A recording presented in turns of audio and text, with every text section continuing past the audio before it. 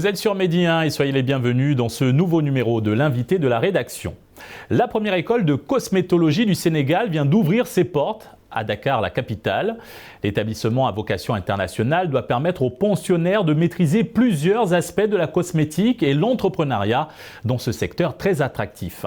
Les pensionnaires bénéficieront d'une formation conduisant au diplôme d'État en fabrication cosmétique et la création de cette école de formation s'inscrit dans la lettre de mission du gouvernement sénégalais d'établir une réponse concrète aux besoins de renforcement de capacités du secteur privé et à la problématique de l'employabilité des jeunes. Pour avoir un éclairage sur ce centre de cosmétologie, nous recevons sa fondatrice, Madame Marianne Ouattara. Merci d'avoir accepté notre invitation. Merci beaucoup de m'avoir invité. Bonjour. Bonjour, Madame Ouattara. En cette période pandémique, comment se porte le secteur de la cosmétologie au Sénégal et quels sont les défis que vous avez dû surmonter dans ce contexte difficile ? Je pense que la cosmétologie, comme beaucoup de secteurs, ont pris un coup. Déjà par rapport à l'approvisionnement en matières premières et aussi par rapport au marché. Donc beaucoup de personnes ont vu leurs revenus baisser ou bien voire même perdre leur travail. Donc ils n'étaient pas forcément axés sur la cosmétologie. Je parle en Afrique. Lorsqu'on voit en Occident, il y a un boom de vente de cosmétiques parce que les gens étaient confinés et ils pensaient plus à prendre soin de leur peau. Les mesures sanitaires ont eu aussi un impact considérable sur le secteur. Exactement, sur le secteur très considérable.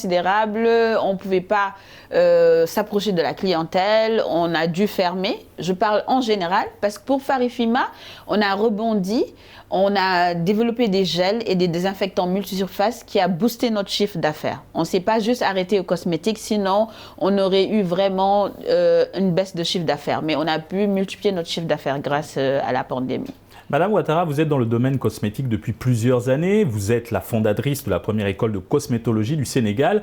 Quel objectif souhaitez-vous atteindre à travers votre établissement ? On va parler de 3 objectifs phares. Donc la première, c'est de permettre au milieu de la cosmétique, des collaborateurs, aux jeunes, de pouvoir développer des produits sains. Parce que la cosmétique, c'est un problème de santé publique et on voit de plus en plus un boom de personnes qui excellent dans ça ou qui fabriquent des produits. Donc ça, c'est le numéro 1. Encadrer, accompagner ces personnes à faire le meilleur. Deuxièmement, former la main-d'œuvre. Aujourd'hui, le milieu de la cosmétique en Afrique a un taux de croissance de 30%, le marché. Mondialement, c'est autour de 10%. La cosmétique africaine, c'est autour de 30%. Mais on n'a personne, on a peu d'industries qui en fabriquent. Le marché est partagé entre les grands de ce monde, dont on connaît les noms. Donc, il faut qu'on ait de la main-d'œuvre cosmétique et qui comprennent ce qu'ils font pour permettre d'ouvrir des usines ou bien de développer ce milieu par nous-mêmes. Donc ça, c'est très important. Après, il y a des jeunes qui se cherchent, qui n'arrivent pas à trouver quoi faire. Les intéresser à une formation courte pour leur permettre de pouvoir s'insérer dans la vie de tous les jours, de faire quelque chose. En parlant de formation, quel type de formation suivront les pensionnaires de votre établissement ? Ce sera une formation très pragmatique, pratique, vraiment, avec, on veut axer sur beaucoup plus de pratique que de théorie parce qu'on a l'habitude sur notre continent à beaucoup de théories qui vont toucher, c'est pas juste la fabrication cosmétique, ils vont toucher au contrôle qualité, ils vont toucher à l'agroalimentaire cosmétique, ils vont toucher à la biologie de la peau. Donc quand ils vont sortir, certains seront plus à l'aise avec certains modules et d'autres non. Et on va aussi les former à être des entrepreneurs et à comprendre comment se passe une entreprise, à communiquer et les mettre en rapport avec des entrepreneurs déjà pour permettre soit des débouchés en tant qu'entrepreneur ou des débouchés en tant qu'employé dans différents milieux. Une formation riche et variée. Et à l'issue de leur formation, avez-vous prévu des partenariats avec des entreprises ou autres structures évoluant dans le domaine pour une meilleure insertion professionnelle de vos diplômés ? Totalement. On a une coordonnatrice avec les relations extérieures. C'est très important parce qu'il ne suffit pas juste de former. On garantit, nous, de former des gens dans ce milieu qui seront très pratiques, qui seront au fait de tous les risques que ça encourt. Mais à la fin, on va les accompagner. Déjà, le dernier mois, c'est un stage à temps plein dans une entreprise. Et aussi, au-delà de ça, nous cherchons des fonds pour permettre à ces jeunes de rester dans ces entreprises où ils ont fait les stages au bout de 3 mois, leur permettre d'acquérir une plus grande expérience et permettre à ces entreprises de les payer. Et ensuite, ensuite ils voleront de leurs propres ailes ensemble. Comme je leur dis toujours, c'est mieux de fonder des entreprises ensemble parce que le domaine est très grand. Sinon, ils iront trouver du travail ou resteront dans les entreprises où ils vont faire Votre école de cosmétologie a bénéficié d'un financement de la formation professionnelle et technique. Quel a été son impact dans la concrétisation de votre projet? Très important, sur 2 niveaux. Le premier, c'est de permettre l'accessibilité au coût de la formation, qui peuvent être très élevés. Actuellement, les personnes payent 45 000 pour une durée de 6 mois. Quand même, pour une formation de cet acabit, c'est très intéressant. Le 3FPT subventionne à hauteur de 90%.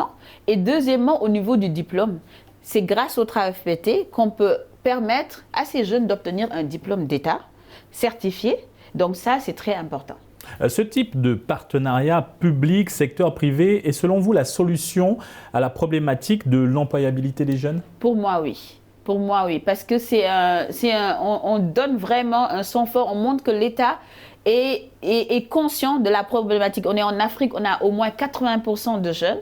L'État est conscient de ce qui se passe et accompagne le secteur privé à pouvoir trouver à ces jeunes de l'employabilité. Soit créer leur propre emploi ou bien s'insérer dans des entreprises ou dans la société, de les rendre autonomes. L'un de vos souhaits à travers ce centre de formation en cosmétologie est de vous conformer aux standards internationaux. Votre nouvelle offre de formation vise à terme 4 cohortes de 30 étudiants pour cette année. La première a déjà commencé, le 1er avril. Prévoyez-vous aussi de travailler avec d'autres écoles de cosmétologie sur le continent ou à l'international ou encore ouvrir d'autres écoles de ce genre? Tout à fait. Déjà sur le continent, l'autre jour je parlais à un cabinet, elle me disait mais je pense que vous devez déjà dire que c'est la première école en Afrique. Bon, j'ai pas vérifié. J'ai dit ah ouais parce que eux apparemment ils avaient vérifié, mais je suis pas sûre. Je mets des réserves. Ce serait une fierté encore plus. Oui, nous prévoyons de travailler sur le continent ou dans le monde, parce que plus ils vont acquérir des expériences, mieux ce sera. Et aussi, nous prévoyons d'ouvrir d'autres écoles ailleurs, mais d'abord aller vers les régions. On a signé 4 cohortes. Aujourd'hui, on a tellement de demandes qu'on peut aller jusqu'à 10 cohortes pour la prochaine. Donc, aller vers les régions, tout ne se passe pas à Dakar. Les gens nous demandent s'il y a une formation en ligne qui serait difficile pour le moment parce qu'il y a beaucoup de pratiques. Donc, on ne sait pas comment on va la mettre sur pied. Et aussi, on a beaucoup de sollicitations des professionnels qui ne peuvent pas mettre 6 mois juste pour cette formation, qui veulent qu'on leur fasse des séminaires. Ou voilà, on est en train de réfléchir à ça. Oui, notre but, c'est d'ouvrir des écoles dans d'autres. On a eu une sollicitation en Guinée, donc on verra comment le faire. Et lorsque on était allé voir le 3FPT, ils avaient tout de suite compris ça. Ils nous ont dit on sera un exemple pour d'autres pays. Parce que c'est un besoin qui est vraiment répandu en Afrique ou partout dans le monde aussi. Aujourd'hui, quelle analyse faites-vous de l'évolution du secteur de la cosmétologie au Sénégal et sur le continent africain? Je suis contente lorsque je vois qu'il y a un boom. Les personnes ont compris que c'est un marché qui est vraiment très fructueux, ok? Mais malheureusement, il y a beaucoup de formations à faire. Formation sur les produits à faire, aussi sur comment se vendre, sur le positionnement de la marque. Mais c'est un marché qu'il ne faut pas minimiser. Quand on parle de 30% de taux de croissance, le marché africain des cosmétiques en chiffres s'élève à 6 milliards 700 000 selon le cabinet Reuters. C'était pour 2018. Donc, ce n'est pas un petit marché, c'est énorme. Donc, ce marché, nous devons l'acquérir, le garder pour nous. Nous ne devons pas... C'est vrai, on est ouvert à ceux qui viennent de l'étranger, mais aussi nous devons produire par nous-mêmes parce que nous connaissons les matières premières viennent d'ici, majoritairement viennent d'Afrique. Aussi, on a des jeunes qui peuvent être une main-d'œuvre très performante. Donc, évidemment, c'est un marché en plein boom et il faut vraiment l'utiliser. Et dernière question, en parlant de production locale, selon vous, comment les spécialistes africains peuvent concurrencer les pays occidentaux qui sont des mastodontes dans le domaine de la cosmétologie et qui ont le monopole sur le marché?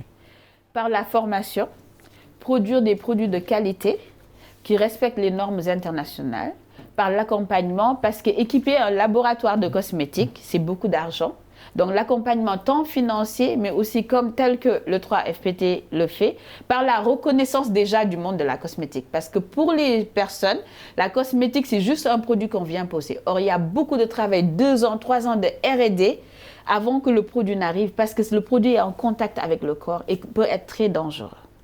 Madame Mariam Ouattara, merci pour cet éclairage. Nous rappelons que vous êtes la fondatrice de la première école de cosmétologie au Sénégal. Exactement. Merci beaucoup de m'avoir invité et j'appelle tout le monde à venir intégrer cette école et à venir faire des merveilles dans le milieu de la cosmétique. Merci. Merci beaucoup. Et merci à vous d'avoir suivi cette émission. Bonne suite des programmes sur Média.